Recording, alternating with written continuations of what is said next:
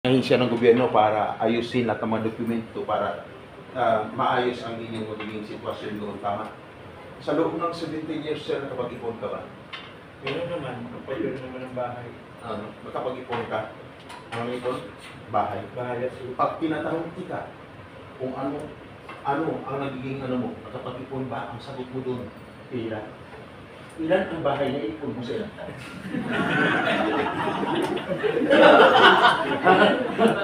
Nakapag-ipon, nakapagpatayo ng bahay. Ilang bahay siya? Isa lang naman. Dalawa din. Ngayon may sasakyan. Wala.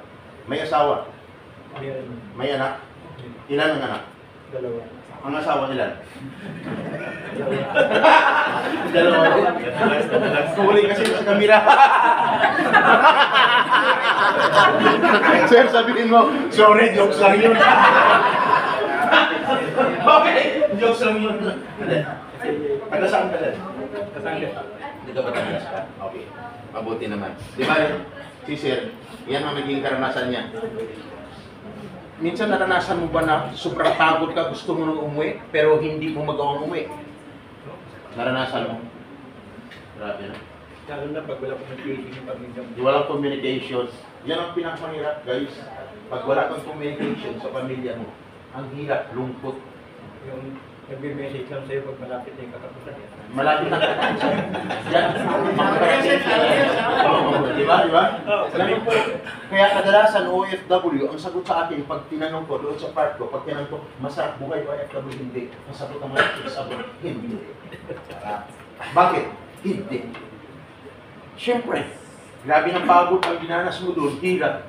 Magpapadala ka sa pamilya, no? Mapasaya mo sila. Masaya ka rin, tama? Pero sino ang mas masaya? May masarap na pakiramdam. Ikaw na nagpapadala o yung pinakadala mo ng pera sila? No? No?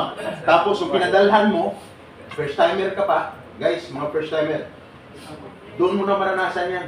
Yung sarap ng pakiramdam, pag nakapagpadala kasi bumawi ka na sa pamilya mo.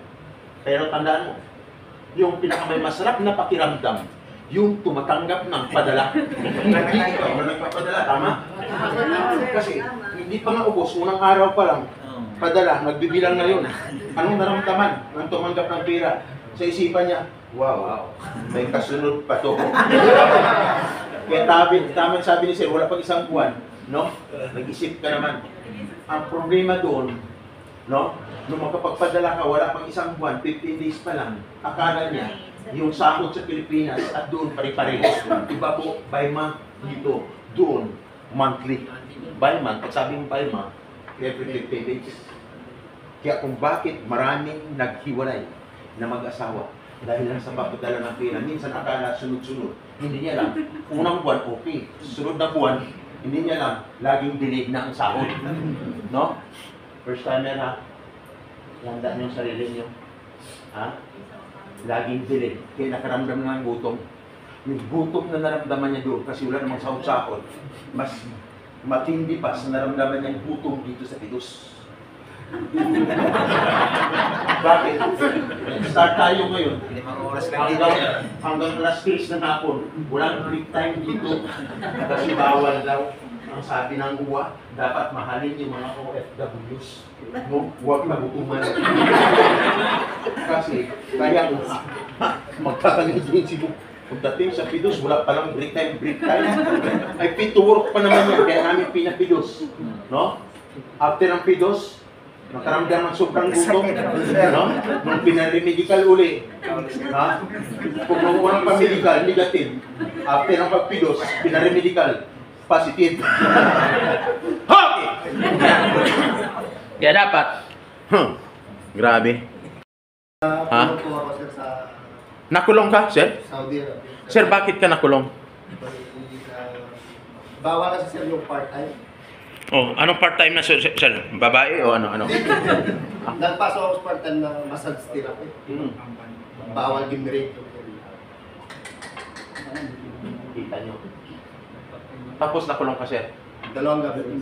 2 gabi lang nakulong. Yan sa hindi 1,000.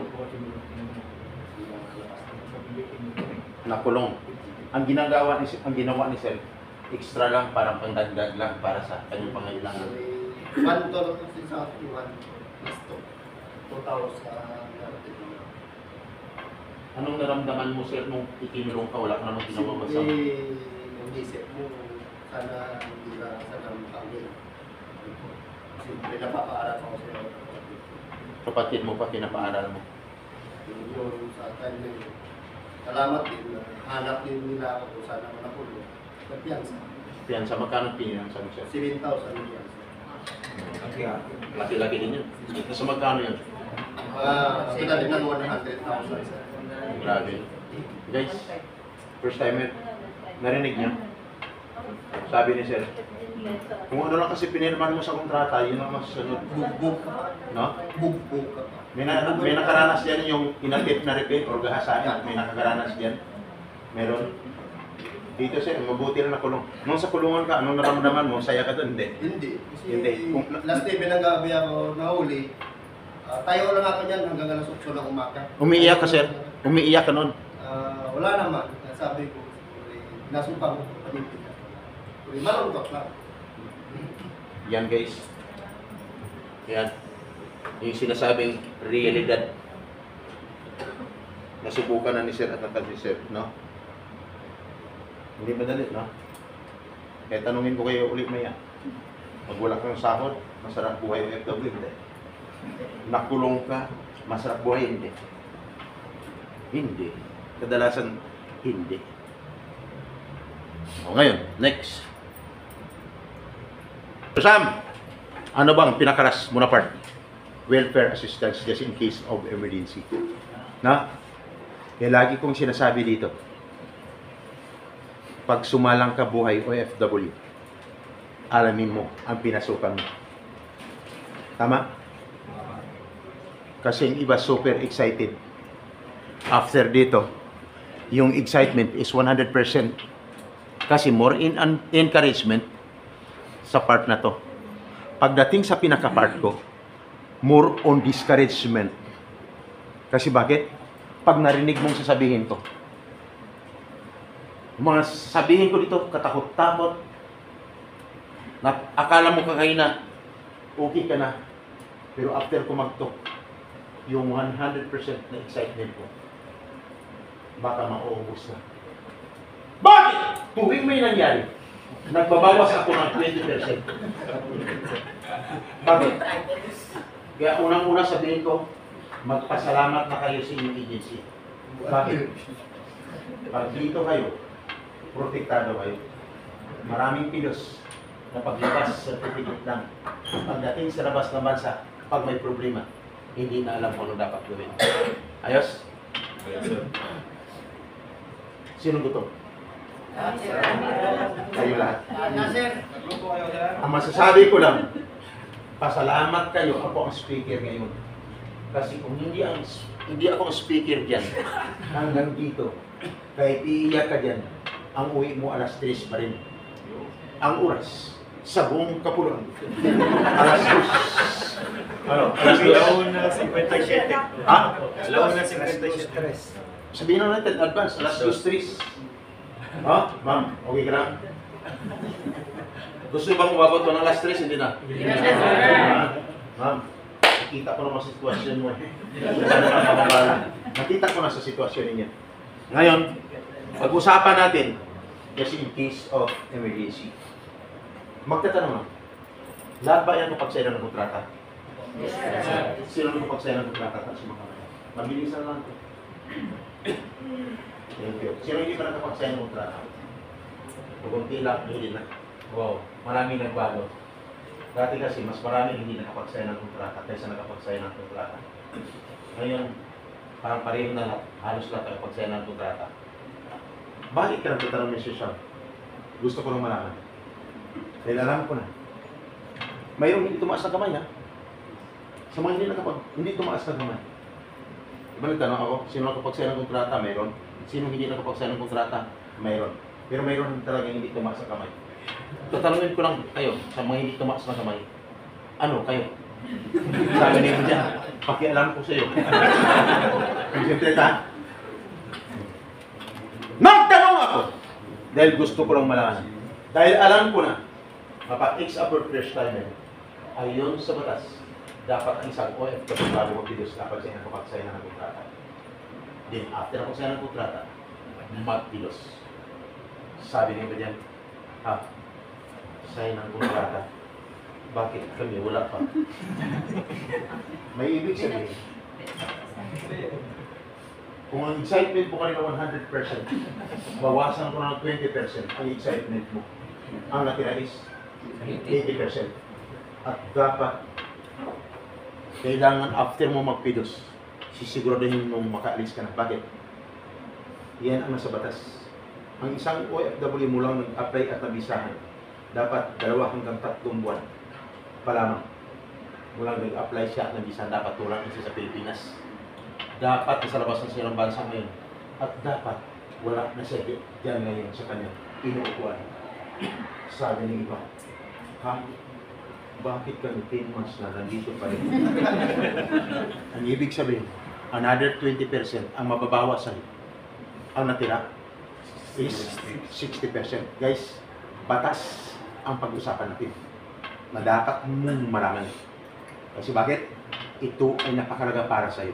Para hindi ka maisan mula pa lang dito hanggang pagdating sa labas ng bansa. At dapat, bakit kailangan makaalis?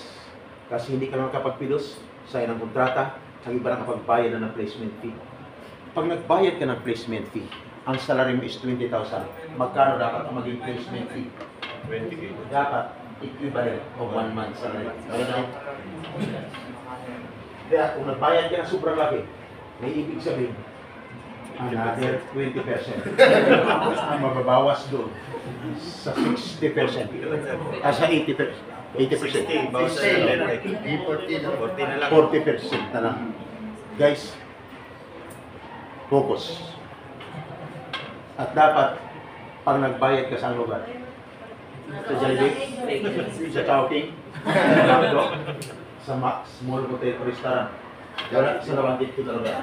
Dapat sa loob ng agency. Sabi ng iba dyan,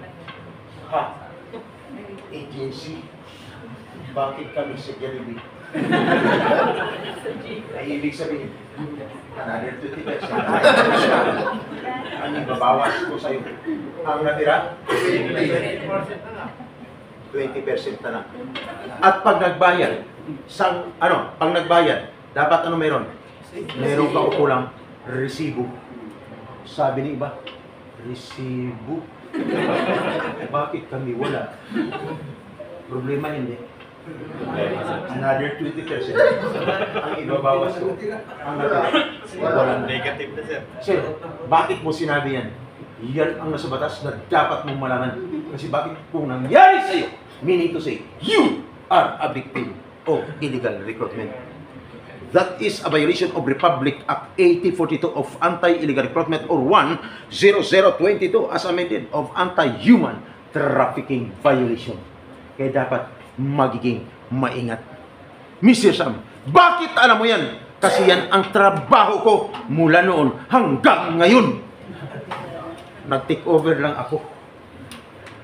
Kaya kung bakit ka magtataka, sa part na to, umpisa nang umiikot ang cellphone ko. At pag may sintruhan dyan, at biglang nag-blank, ibig sabihin, yung hindi ko nahuli sa labas, dito ko na nahuhuli sa loob. Positive. Pag man nag-blank, hindi mo naman nag-blank, ma'am. Huwag kang alam. Akong bahala sa inyo, makauwi na tayo, ma'am. Okay! Kaya lagi yung sinasabi, guys, ingat. Ang problema, walang pinipili. No? Kahit anong profession mo, position mo, skilled workers ka, non-skilled ka, pangit ka, gwapo, walang pinipili ang problema. Kahit anong bansa ka, walang pinipili ang problema. Kaya dapat ihanda mo ang iyong sarili. Kasi iba ang batas dito. Lalo na sa labas ng bansa, iba ang batas doon. Ulitin ko. Guys, iba ang batas dito. Iba ang batas doon. Mayroong kasabi niyan. Nagkamali ka, okay lang sa Pilipinas. Biktima ka dito sa Pilipinas, okay lang sa Pilipinas ka pa rin. Pero pagdating sa labas, pag nagka-problema ka, yan ang pinakamahirap. Dapat maging ingat. Kung dati-rati may narinig kayo, pag nag-extro, pag may problema, lahat ng pangyayari sa labas ng bansa, pati sa Pilipinas, pag may narinig kayo sa extro, pag sinabi, extro sa radio, pag sinabi, mula sa Luzon, Makati, sa Bapata, 1 for 100 watts, in Pinaran, tulong lakas 50,000 watts, DWIC. Ako po yan. Sa isang radio, pag sinabi, mula sa Luzon, Manila, ito ang RH News, sabi ka sa ang naglilingod sa pagbabalita, ako rin po yun. Sa isang dyaryo, ako si kaagapay natin.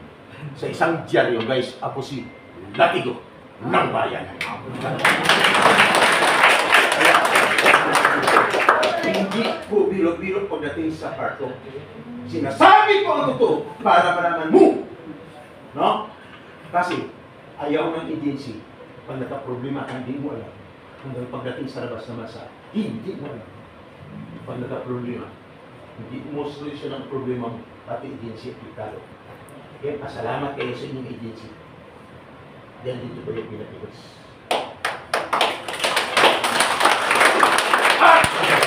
Pasalamat kayo dahil mahal namin kayo, pati ang inyong agency.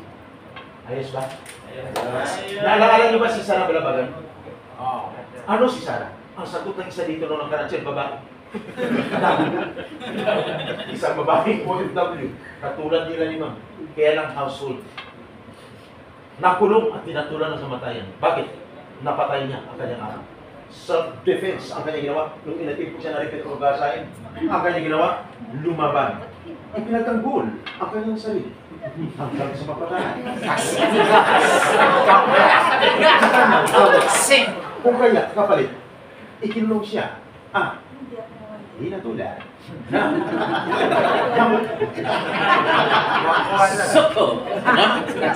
Yan. Pero, ligtas ang buhay sa bingit ng kamatayan. Sabi niya iba, household naman yun. Household siya. Paano naman si engineer dyan? Isang engineer, magandang posisyon, magandang profesyon, magandang trabaho, malaki ang sahod. Pero bakit siya nakulong at tinatulang ng kamatayan? Kasi ang problema walang pinipili. Nakapatay din siya ng ibang lahi. Leader pa ng 6 na magkasama. Self-defense, ma'am, ang kanya ginawa. Kaya, ma'am, napatay niya ang leader ng ibang lahi. Nakulong siya, tinatulang ng kamatayan. Pero, nailigtas ang ginambuhay sa dingit ng kamatayan. Sino tumulong? Magkasama kami ng dating boss ko. Ang dating boss ko ay isang ambassador ng United Arab Emirates. 2 dekada na ako sa serbisyo. Wala pa tong pidos noon. Mga pidos yan. Hindi ako Bangko de Oro noon. Pati dyan, hindi pa yan. Hotel noon. Sa okay pa lang yan. Nasa serbisyo na ako. Hindi ka pa OFW dati. Nasa trabaho na ako. Wala ka pa noon. 17 years ka na rin siya. Hindi ko rin napatay yung amo. Nagpilos ka na pag-alis mo?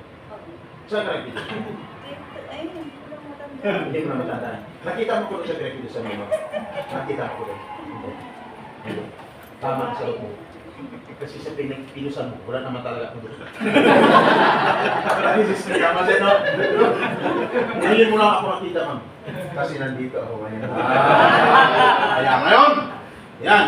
Nailigtas ang ilang buhay sa bingit ng kamatayan.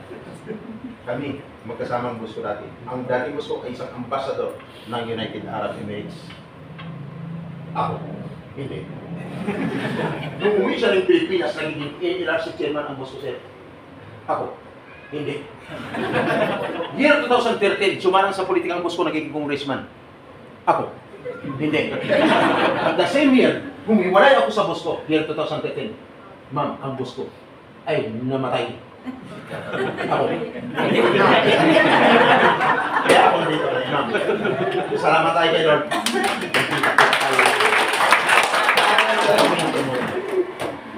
May misis, may asawa mo na po kayo.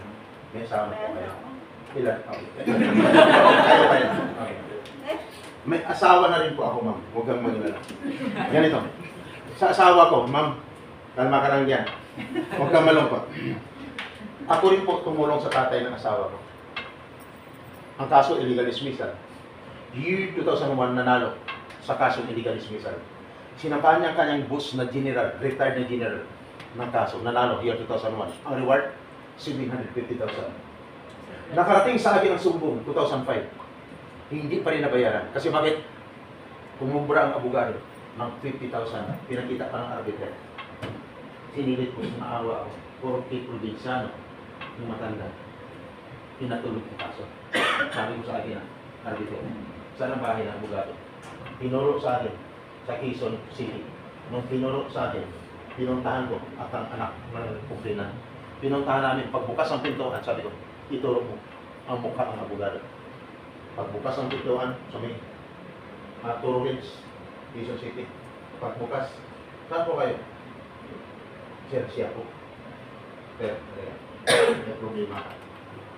Ako po sa isang diaryo, ako si kaagapay natin. Sa isang diaryo, ako si Latigo ng bayan. Nung makita niya si Latigo, may binabanatan niya sa fiscal.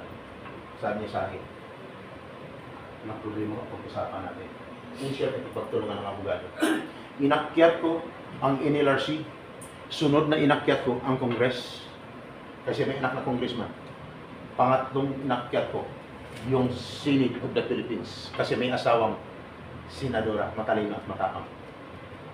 Nung inakyat ko, alam mo kung sino ang senadora na yun? Wala na po siya. Wala na po siya. Sino? Miriam Santiago Defensor. Nung inakyat ko, kaya nabayaran ang tatay niya ng 750,000. Yung reward, ano pa lang yun?